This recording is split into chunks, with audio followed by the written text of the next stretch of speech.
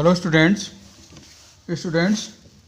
Today we will learn about exercise questions from chapter Work and Energy. Let us start with the first question of exercise. In first question, look at the activities listed below. Reason out whether or not work is done in the light of your understanding of the term work. इसमें पूछा है कुछ, यहाँ पर कुछ activities दी हुई हैं और इसमें पूछा है कि आपने स्टडी किया है टर्म वर्क के बारे में, उसकी नॉलेज के अकॉर्डिंग बताइए कि इन एक्टिविटीज़ में वर्क डन हो रहा है कि नहीं हो रहा है. तो हम इनको स्टडी करते हैं वन बाय वन. जो ए पार्ट है, in A part Suma is swimming in a pond.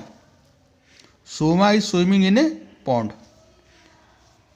इस एक्टिविटी में वर्क डन हो रहा है. Work is done.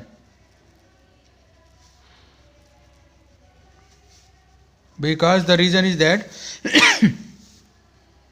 Suma is exerting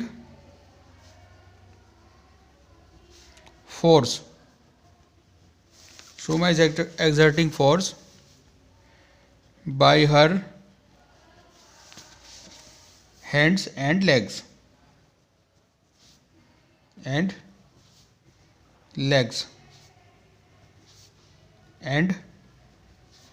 her body is being displaced.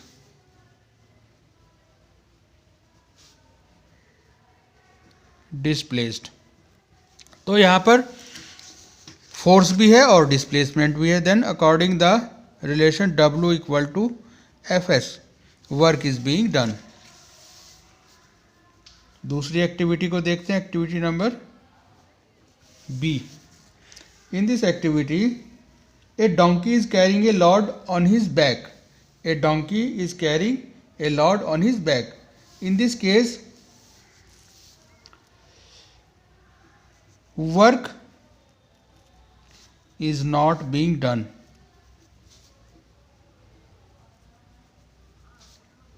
Work is not being done. देखो बच्चों, यहाँ पर वर्क नहीं हो रहा है इस केस में. इसका रीज़न क्या है? डोंकी है, उसकी बॉडी पर वेट रखा हुआ है. तो वेट कैसे एक्ट करता है? बॉडी का वेट नीचे की तरफ को एक्ट करता है. और डोंकी कैसे चलेगा? ऐसे चलेगा हॉरिजॉन्टल डायरेक्शन में. ठीक है.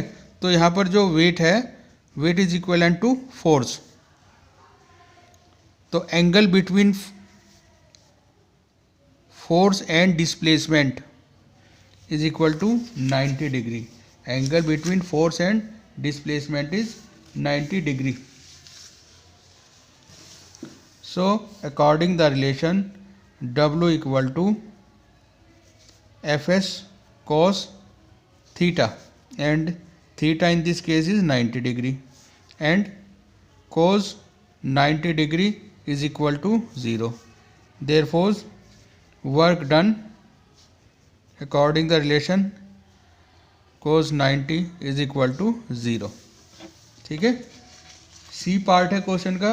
A windmill is lifting water from the well. A windmill is lifting water from the well. यहाँ पर वर्क हो रहा है. Work is being done because the windmill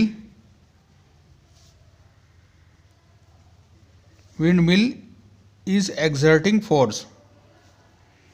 Windmill is exerting force and water is being pulled. Water is being pulled. तो यहाँ पर इस case में फोर्स भी है और डिस्प्लेसमेंट भी है, दोनों हैं. तो फोर्स और डिस्प्लेसमेंट जब दोनों होते हैं तो वर्क डन होता है। डी पार्ट को डिस्कस करेंगे। In D part a green plant is carrying out photosynthesis. Photosynthesis आप जानते हो, फोटोसिंथेसिस की प्रोसेस में ग्रीन प्लांट्स वाटर और कार्बन डाइऑक्साइड को यूज़ करके लाइट की प्रेजेंस में क्या करते हैं, अपना फूड मैन्युफैक्चरिंग करते हैं। तो यहाँ पर बच्चों ना ही तो कोई फोर्स है और ना ही कोई डिस्प्लेसमेंट है। ठीक है, फोटोसिंथेसिस कर रहे हैं, कोई फोर्स नहीं एग्जर्ट करे, कोई डिस्प्लेसमेंट नहीं है, तो work done is equal to 0 in this case. ठीक है, डी पार्ट था ये। अब ई पार्ट इसका डिस्कस करेंगे। ई पार्ट में क्या है, an engine is pulling a train. Engine is pulling a train, work is being done in this case. Work is being done because reason engine is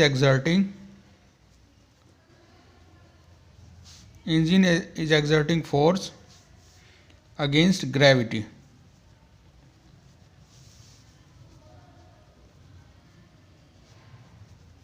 force भी है और डिस्प्लेसमेंट भी है, तो यहाँ पर वर्क डन हो रहा है।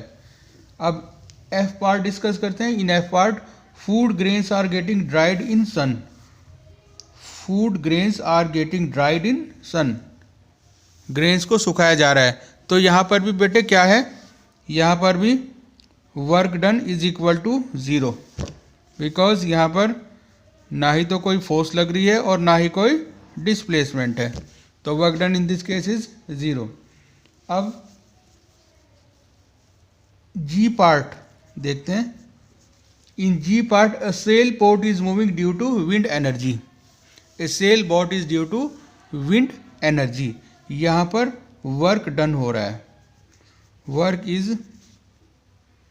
Being done because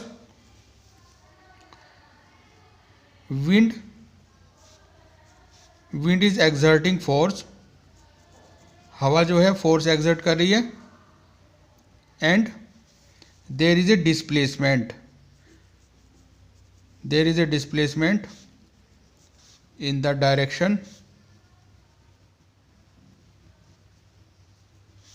of force. Force की डायरेक्शन में डिस्प्लेसमेंट हो रहा है। ठीक है, अब बच्चों सेकंड क्वेश्चन डिस्कस करते हैं। सेकंड क्वेश्चन और फिर एक्सरसाइज। आप इन सभी क्वेश्चंस को अपनी नोटबुक में देखते रहें, उसमें टेक्स्ट बुक में देखते रहें। एक्सरसाइज में सब क्वेश्चन पीछे लिखे हुए हैं। एन ऑब्जेक्ट सोन at a certain angle to the ground moves in curved path and falls back to the ground. The initial and the final position of the path of the object lie on the same horizontal line. What is the work done by the force of gravity? देखो इस तरीके से है। An object thrown, ये जो line है इसको कहते हैं हॉरिजॉन्टल लाइन, और ये जो है इसको कहते हैं वर्टिकल। हॉरिजॉन्टल से एक एंगल पर ऑब्जेक्ट ऐसे फेंका जाता है, यहाँ पर ये angle, this angle is theta. जब कोई हॉरिजॉन्टल से हम एंगल कोई चीज़ ऐसे फेंकते हैं तो उसका पाथ इस तरीके से होता है, पैराबोलिक पाथ कहते हैं इसको। तो इस तरीके से कोई ऑब्जेक्ट फेंका जाता है, वो जाकर यहाँ गिर जाता है, कुछ डिस्टेंस चलेगा, वो हवा में रहेगा और फिर यहाँ जाकर ग्राउंड के ऊपर गिर जाएगा। तो यहाँ पर हम देखते हैं कि इसमें पूछा work done by force of gravity. तो इस ऑब्जेक्ट का जो है वर्टिकल डायरेक्शन में डिस्प्लेसमेंट क्या है, 0।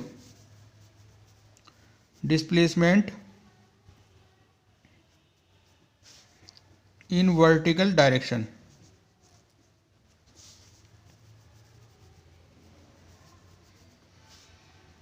Is equal to 0। तो जब डिस्प्लेसमेंट 0 है तो force done by gravitational force is equal to 0, work done by gravitational force is equal to 0। ठीक है, क्वेश्चन नंबर 3 है आपका। A battery lights up a bulb, describe the energy changes involved in the process. Battery से जब connect कर देते हैं तो बल्ब ग्लो करता है, तो एनर्जी चेंजेस पूछा है। अब देखो बेटा, बैटरी के अंदर जो एनर्जी होती है, in a battery energy lies in form of chemical energy. जब बल्ब को उससे कनेक्ट कर देते हैं तो chemical energy changes into electrical energy, chemical energy electrical energy में कन्वर्ट होती है। और जब इलेक्ट्रिकल एनर्जी बल्ब ग्लो करती है तो उसमें थोड़ा सा गर्म भी हो जाता है बल्ब और लाइट प्रोड्यूस होती है। तो electrical energy changes into heat energy and light energy. तो इस तरीके से यहाँ पर एनर्जी चेंजेस हो रहे हैं। ठीक है बेटा, अब हम देखते हैं फोर्थ क्वेश्चन आपका एक्सरसाइज का। In fourth question, a certain force acting on a 20 kg mass है बॉडी का 20 kg, changes its velocity from 5 metre per second to 2 metre per second. यानी इसकी initial velocity u equal to 5 metre per second और final velocity कितनी हो जाती है v is equal to 2 metre per second. ठीक है, इसमें क्वेश्चन पूछे calculate the work done, calculate the work done by force. अब देखो यहाँ पर बेटे एक प्रिंसिपल है वर्क एनर्जी रिलेशन। उस वर्क एनर्जी रिलेशन के अकॉर्डिंग क्या होता है, वर्क एनर्जी थ्योरम भी कहते हैं उसको। According work energy relation, work done equal to change in energy. जब कोई बॉडी मूव कर रही होती है तो उसके अंदर काइनेटिक एनर्जी होती है। काइनेटिक एनर्जी का फॉर्मूला होता है 1/2 mv²। अब देखो यहाँ पर दो वेलोसिटी दी हुई हैं, तो इनिशियल वेलोसिटी को तो हमने लिया है u और फाइनल वेलोसिटी को हमने लिया है v। तो इनिशियल काइनेटिक एनर्जी बॉडी की हो जाएगी 1/2 mu² और फाइनल काइनेटिक एनर्जी और बॉडी 1/2 mv²। हमें क्या निकालना है, वर्क डन। वर्क डन निकालने के लिए हम क्या करेंगे, change in energy. Change in energy के लिए क्या करेंगे, final kinetic energy minus initial kinetic energy. Initial kinetic energy, ठीक है। फाइनल काइनेटिक एनर्जी हमने क्या लिया था 1/2 mv² माइनस 1/2 mu²। 1/2 और m दोनों चीज़ें क्या आ जाएंगी कॉमन, क्या बचेगा v² माइनस u²। इन सारी जो सिंबल्स हैं इनकी वैल्यूज रख देते हैं। m की वैल्यू कितनी थी, क्वेश्चन में दी हुई 20 kg। v is equal to कितना दिया हुआ है क्वेश्चन में, 5 से कितनी हो जाती है वेलोसिटी 2, तो v 2 और इसका स्क्वायर और u कितनी थी 5 का स्क्वायर। ठीक है, ये 20 रिड्यूस हो जाएगा 2 से 10 टाइम, तो 10 और 2 का स्क्वायर 4 और 5 का स्क्वायर 25। 10 की मल्टीप्लाई होगी ये 40 हो जाएगा और कितना हो जाएगा 250 इक्वल टू, जब हम इसको माइनस करेंगे 250 में से 40 को तो बचेंगे माइनस के 210। ठीक है, वर्क डन। वर्क डन की यूनिट लिख देंगे यहाँ पर जूल। तो work done is equal to 210 joule. अब देखो नेगेटिव साइन आया है वर्क डन में, तो नेगेटिव साइन, अब हमने क्वेश्चन में देखा था कि बॉडी की वेलोसिटी 5 से कितनी हो जाती है, 5 से 2 मीटर पर सेकेंड हो जाती है। तो इसीलिए ये वर्क डन की वैल्यू कैसी आई है, वर्क डन की वैल्यू माइनस में आई है। तो हम लिखेंगे negative sign is due to the fact that force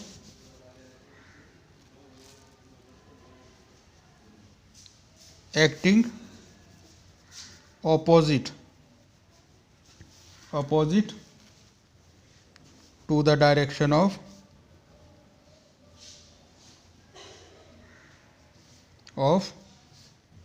motion. ठीक है बच्चों, ये 4 क्वेश्चन हो गए आपके। आप वीडियो को अच्छे से वॉच करेंगे और इनको लर्न करेंगे, इनको बार बार करके देखेंगे, रिवाइज करेंगे। ठीक है, आगे के क्वेश्चन नेक्स्ट वीडियो में डिस्कस करेंगे। ओके बेटे, थैंक यू।